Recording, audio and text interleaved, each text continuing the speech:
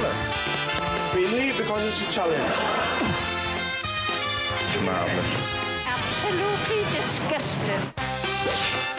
What's right with it? I do know what I'm talking about.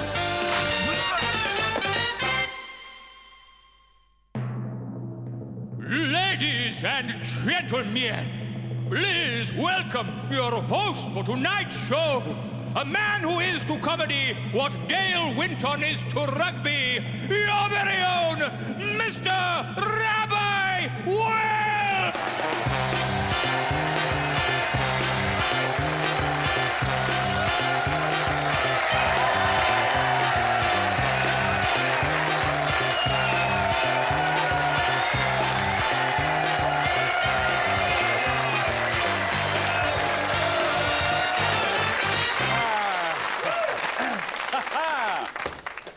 Ah, yes. Welcome to the show.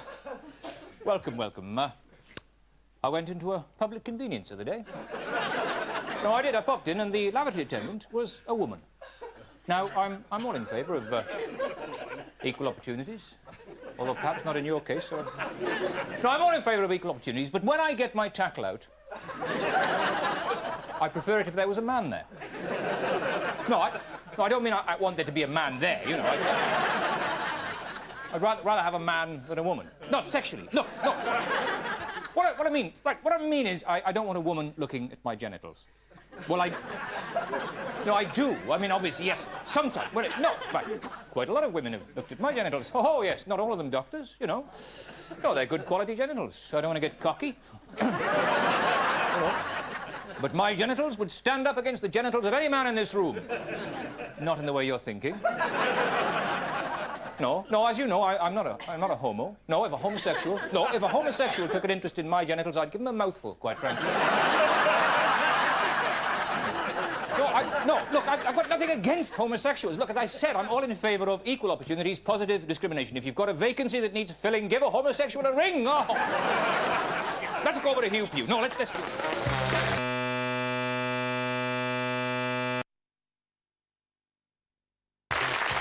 Hugh, we're just talking about equal opportunities. Do you think a job like mine could be done by a homosexual? It is being done by a homosexual. No, I'm saying that whatever people's sexuality, you shouldn't penalise them. Oh, yeah? I can think of someone who'd enjoy being penalised, and I'm looking at him right now. No, I'm being serious. It's wrong to discriminate against people for sex or race or anything. That's what I'm saying, you know? I'd only discriminate against someone if they were Welsh. Barry Welsh. Yeah. Let's just have the special report then.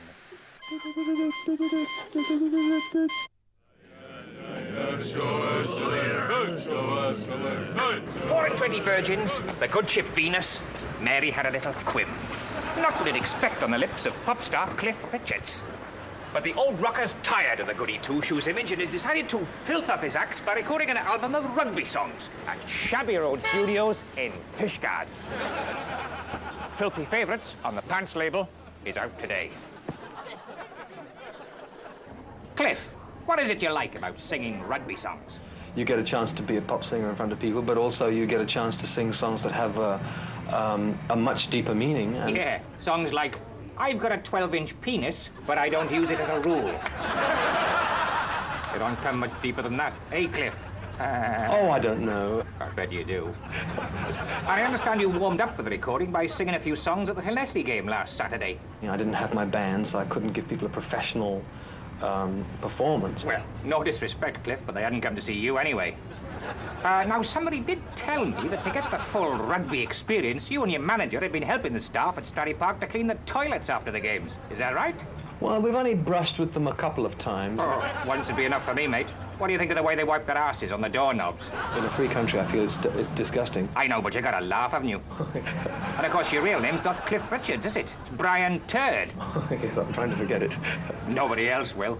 And finally, Cliff, or Brian, or whatever your name is, you think singing rugby songs is a good career move? I mean, you are 85 now. You could just take your teeth out and retire.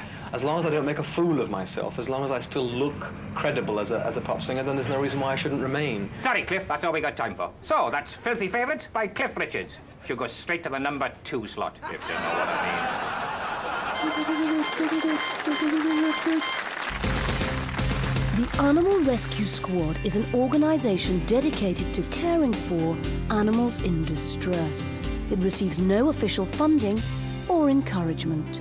The ARS is staffed by volunteers Dave Daly and Dave Sinclair, assisted by Dave Webster. Reporter Pete Barkey follows the everyday trials and tribulations of the Animal Rescue Squad. It's Tuesday morning, and Dave are returning from a false alarm in Oak Lane. Yeah, some joker phoned us up. Reckon she got an octopus stuck in her hairdryer. And did she? Nah, of course not. Well, we have to check these things out. I remember a couple of Quick, years... stop the van! What?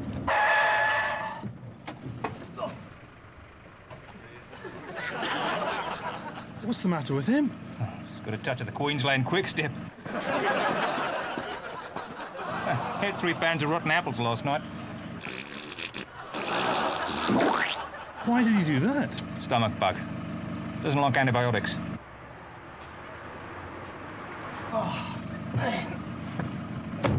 Well, just telling matey here you don't like antibiotics. Yeah, that's right.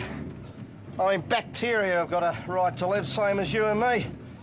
So I ate 3 pounds of rotten apples and shat the little fellas out without harming them. So now they're all right, and I'm all right. Stop the van!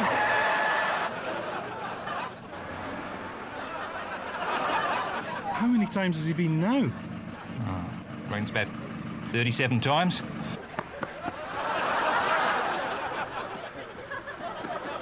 I'm surprised he hasn't shat his own skull out.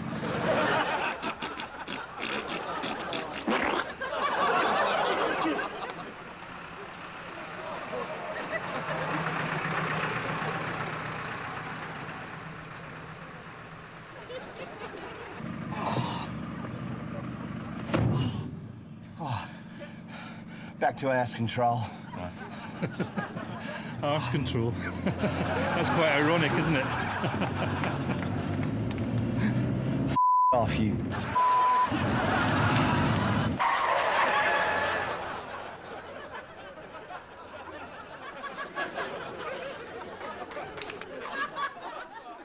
Dave return to the trauma centre in Dave Webster's mum's kitchen in Oak Lane. Perhaps you should take a sickie, mate. Or a shitty.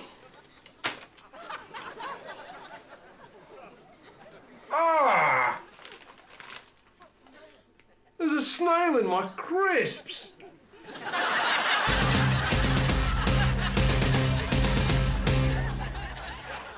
Right, let's have a commercial break. Do you suffer from short-term memory loss? Can't even remember where you've just been? Do you suffer from short-term memory loss? Can't even remember where you've just been? Do you suffer from short-term memory loss? Can't even remember where you've just been? Then you need a memory helmet. Memory helmet works like this. The unique memory mirror gently reminds you of where you've just been by actually showing you where you've just been. It's as simple as that. And there's no chance of you forgetting to wear memory helmet because when removed, memory helmet emits a constant, very annoying sound that just won't let you forget that you've taken it off. Do you suffer from short-term memory loss? Can't even remember where you've just been? Then you need a memory helmet. Then you need a memory helmet.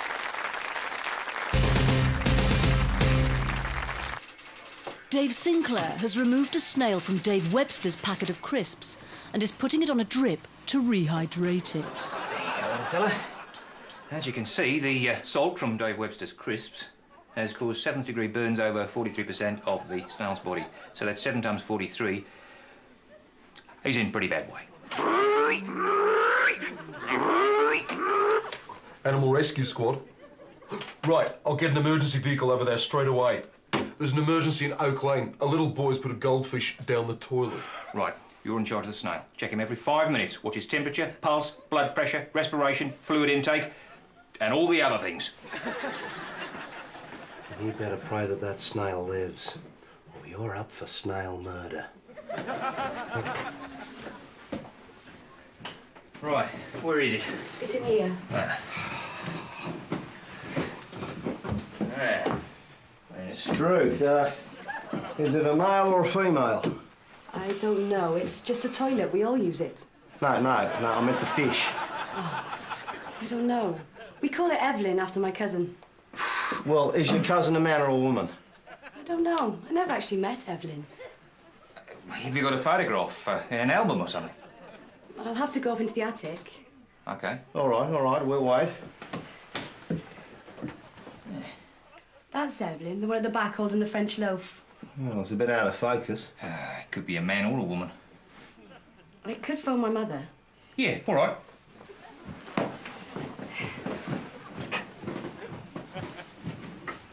Well?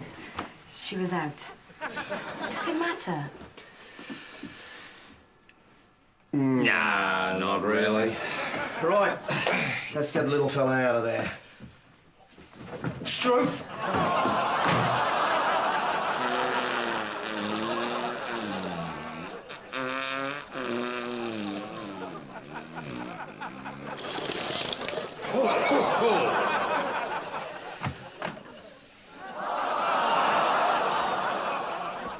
Well, I couldn't shit on the fish, could I, mate? Yeah, Sonny. See if you can find the little plastic diver in that lot.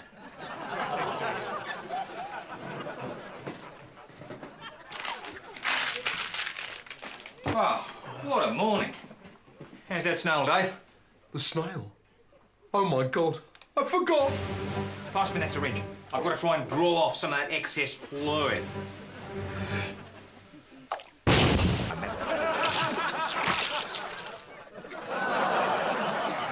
He's dead. Why didn't you keep an eye on him like I told you to? Dave Webster, if that's your name, I'm arresting you on suspicion of murder. You do not have to say anything. In fact, I'd rather you didn't, because if you did, I wouldn't believe a bloody word. Oh, I think I've got your stomach bug, mate. Oh.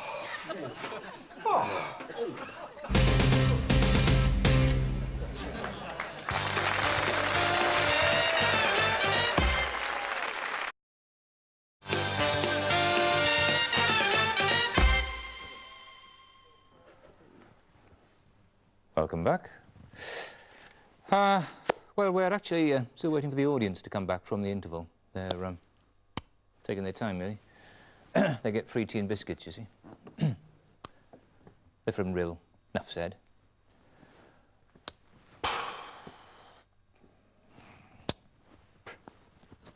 There we are, eh?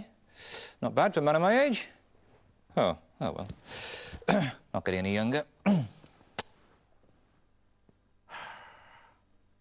All right, a pound for the first one back to their seat.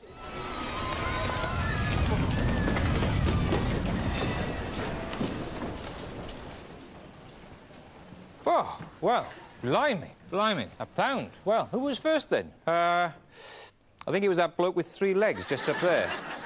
Yeah, you can collect a pound from the floor manager after the show. All right, moving on to the next item.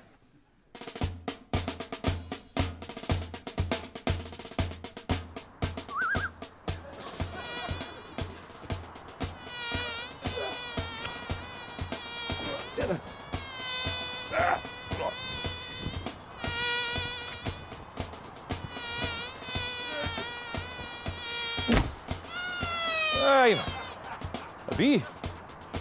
Now he's a was. On you go, on you go. Yeah.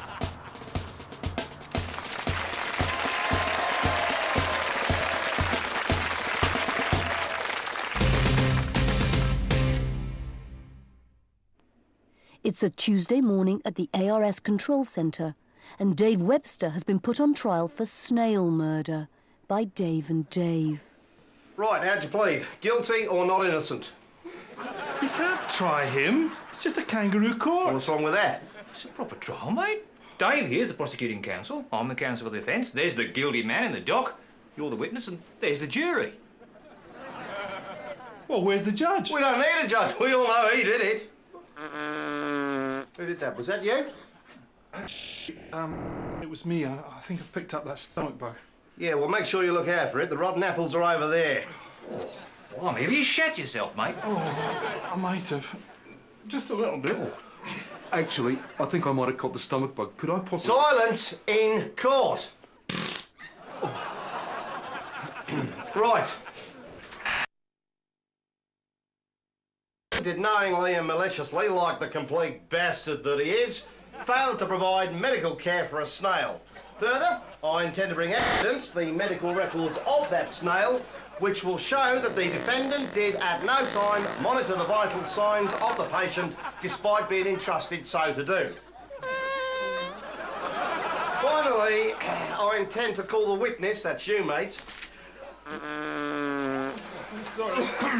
who will testify that he saw the defendant not doing what he was supposed to do because he's such a useless fat Right. I'd like to draw the court's attention to the medical records for the date. Sorry, I had to wipe my bottom. I don't believe it. He's only going to wipe his ass on Exhibit A. How are we going to find him guilty now? Right, as counsel for the offence, I would like to move the... What is the matter with you lot? We've all got your stomach bug, mate. Oh, oh God. Oh, shit. Oh, what a smell. I gotta get out of the floor. I gotta get out of the floor. I can't get out. I can't get out. Dave Webster was still found guilty of snail murder. He was sentenced to wear a shell suit.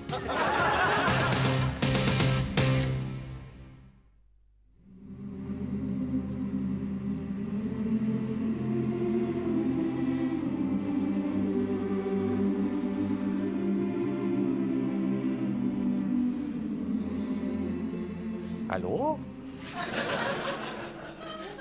The one good thing about having Parkinson's disease is you don't need an electric toothbrush.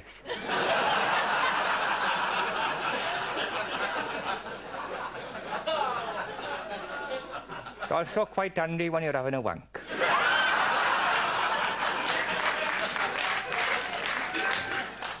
Got to laugh, and you got to laugh, man. Not too much, or I'll find I've weed myself.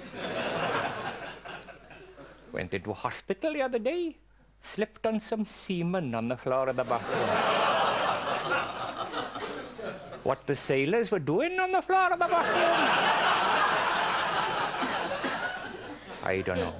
But in I went, and whenever a new patient comes into the geriatric ward, all the old men give him 3 cheers. Hip, hip, replacement.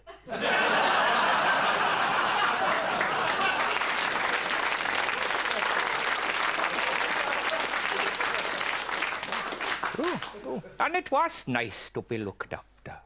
Matron come up to me one morning and she said, "I'm a bit worried about you, mister. You haven't been to the toilet today." I said, "Yes, I have. You just haven't found it yet."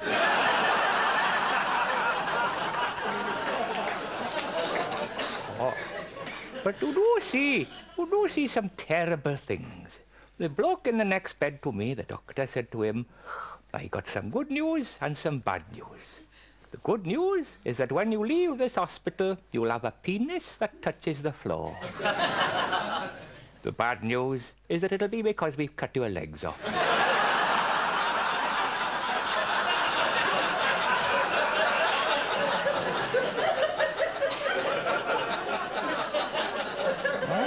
I got to laugh now, huh? Good night.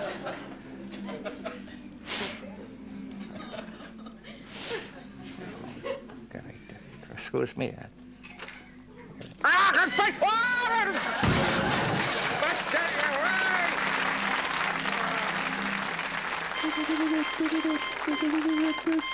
Hello. Local people are being asked to keep out of Fishguard Fields as an experiment is in progress to see if a sign saying "Keep Out, Experiment in Progress" will keep people out. A scientist at Fishguard College of Technology said that the experiment was making good progress, and the number of people being kept out by the Keep Out sign was a good sign that people could be kept out by Keep Out signs. He warned people to keep out.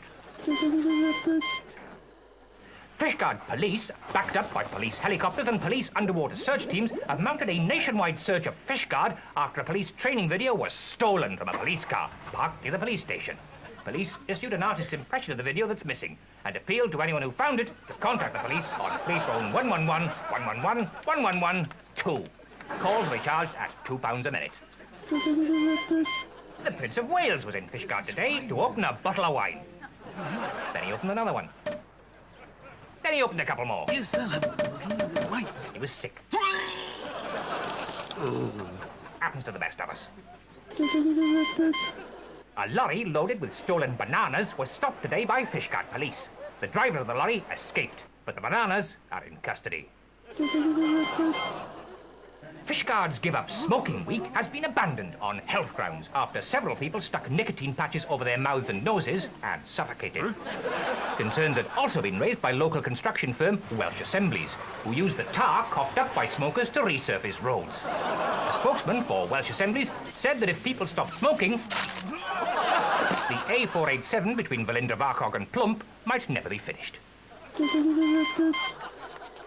Teachers in Wales will soon be finding life in the classroom a lot easier, thanks to a new invention by Dr. Frank Einstein of Fishguard College of Technology.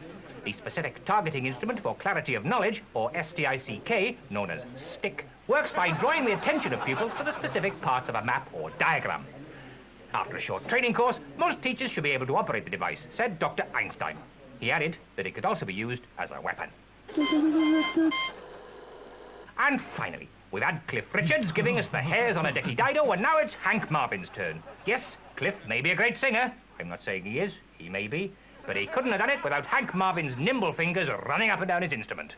So now the former Shadows guitarist and Pontypool supporter has his own instrumental version of well-known rugby songs. And the entire family can enjoy Dinah Dinah, Charlotte the Harlot, and John Peel and his balls of steel without embarrassment. Good night.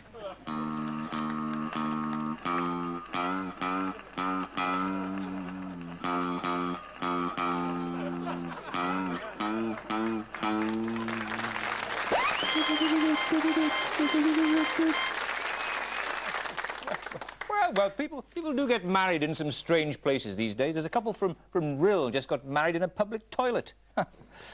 Marriage of convenience, I suppose. Good night.